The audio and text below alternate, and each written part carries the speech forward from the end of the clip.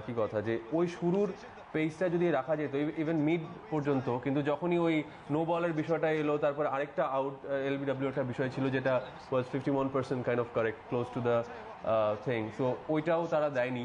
And এরপর যেটা আমাদের খেলার সময় যেটা হলো ব্যাটিং এর সময়, সেটা তো আমরা সবাই দেখেছি, আমরা দেখেছি। সেটা নিয়ে কথা বলতে চাই। আপাতত আরেকটু বোলিং ডিপার্টমেন্টে থাকতে চাই। মঞ্জু ভাই, আপনি একজন পেসার, আপনি যখন আসছেন রুবেল হোসেনের কথা স্পেশালি বলতে চাই। কমেন্টেটররাও কিন্তু বলতে বাধ্য হয়েছেন, তারাও বলছেন যে great finding by Bangladesh, Rubel Hossain চমৎকার বোলিং।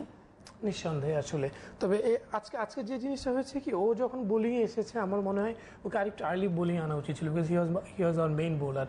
নট অনলি রুবেল এবং সাকিব, ওরা কিন্তু অনেক দেরিতে একটু বলে এসেছে। আমার মনে হয় বোলিং হ্যান্ডলিংটা was not up to the mark. Not up to the mark বলতে এই ক্ষেত্রে আমরা যদি দেখি মাশরাফি এবং তাসকিন ওয়াজ অ্যাটাকিং, তারপর হয়তো নাসিরকে এনেছে, রিয়াদকে এনেছে, যেটা কিন্তু মানে আপনার occasional, you can not say they are the main bowler. তো আমার মনে হয় সাকিব এবং রুবেলকে যদি আরেকটু আগে আনা যেত তাহলে হয়তো ব্রেক থ্রুটা হয়তো আরেকটু আর্লি হতো, যেটা আমরা 75-এ দেখেছি।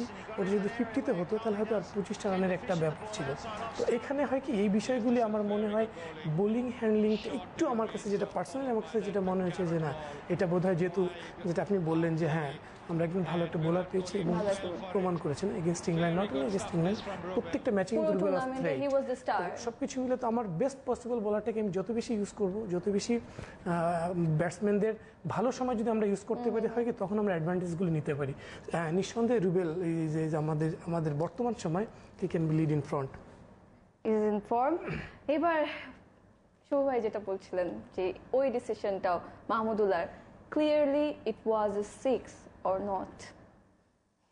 হ্যাঁ, মানে আমি আসলে এই ব্যাপারটা নিয়ে আমি কথা বলতে চাই, মঞ্জু ভাই বলুক। আমি বললে আমার অনেক কষ্ট, অনেক ক্ষোভ এবং কষ্ট, এবং আমি শিওর যারা সেটা আজকে এখন দেখছেন তাদের ভেতরেও সেম জিনিসটাই হচ্ছে, এবং আমরাও সমভাবে ব্যথিত, এবং আমরা খুবই স্যাড যে এটা ঠিক না। বাট সাথে সাথে এই ভালো লাগাটাও কাজ করছে, যেটা সেটের সামনে যারা আছেন তাদের বলছি যে আমাদের টিম খুব ভালো খেলেছে, আমাদের অনুযায়ী আমাদের টিম কিন্তু হার মেনে নেয়নি, শেষ পর্যন্ত হার মেনে নেয়নি। সো এটা বলতে বাধ্য আমি।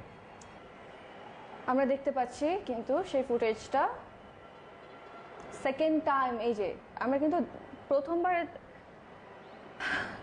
আমার কাছে কেন একটা ভাইব্রেন্ট মনে হয়েছে যখন ওর পাটা, যেটা শুরুই বললেন যে একটা সময় হয় কি আমরা রিপ্লে দেখতে দেখতে কিন্তু খুব বিরক্ত হয়ে যায় যে আর আজ কিন্তু না মেইন খেলাটা দেখাও না কেন, দেখলাম তো একই শট বারবার দেখাতে থাকে। সেইটাই এবং আজকে যেটা হয়েছে যে ওটা না দেখানোর পর আমরা একটু বিরক্ত হলাম, না যেটা কেন বারবার তারা, যেখানে যে ক্লোজ যে ফুটেজের যে বিষয়গুলি থাকে।